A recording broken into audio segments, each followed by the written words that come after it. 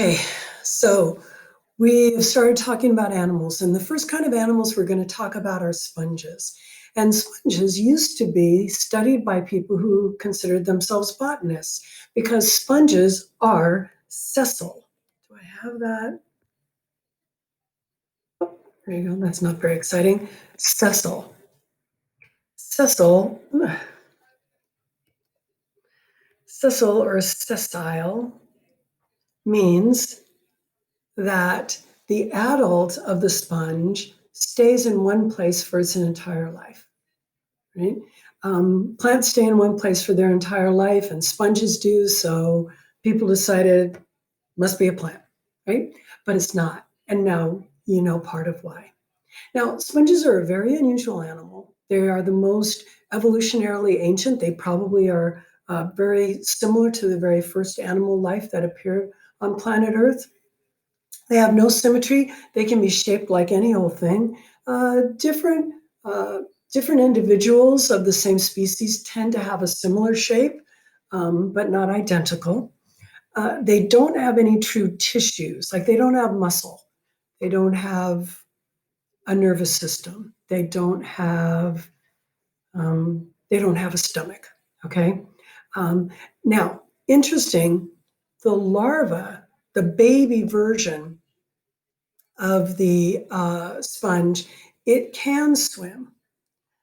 When we say it can swim, it does move, but it moves more like the way a clump of euglena, if you stuck a whole bunch of euglena together and they all were using their flagellas, they move a little bit more like that. But technically, the larva can swim. And that means that if this sponge makes sperm and it fertilizes eggs in like a sponge over here, that the larvae that develop can swim away to set up their own sponge lifestyle, far away from their parents.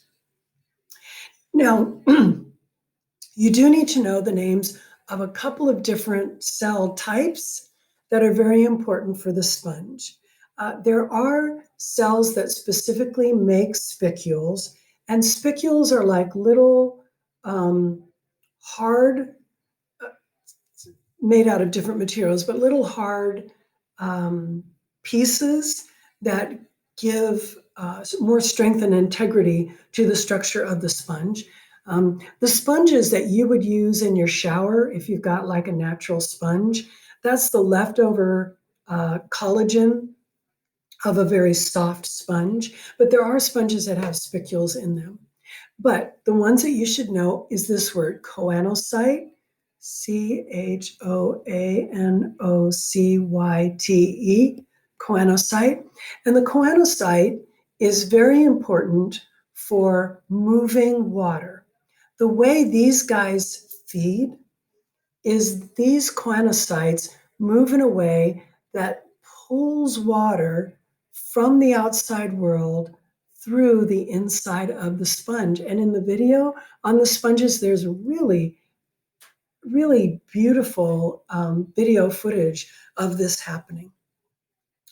So make sure you know the word choanocytes. The choanocytes have got flagella-like things that are actively moving the water. And the other cells you need to know are amoebocytes.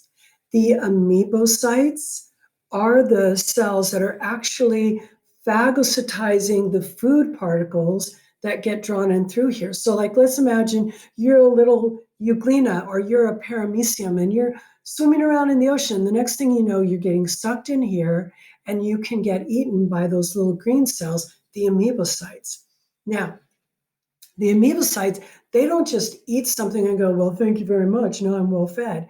They eat something and then they share what they have digested with all of the other cells of that sponge. And that's one of the things that makes this sponge an actual animal and not something that belongs into the protistan category. There is a very beautiful sponge. All right. Okay, so that's all I have to say about sponges, but definitely watch the video and I will catch you on the next video.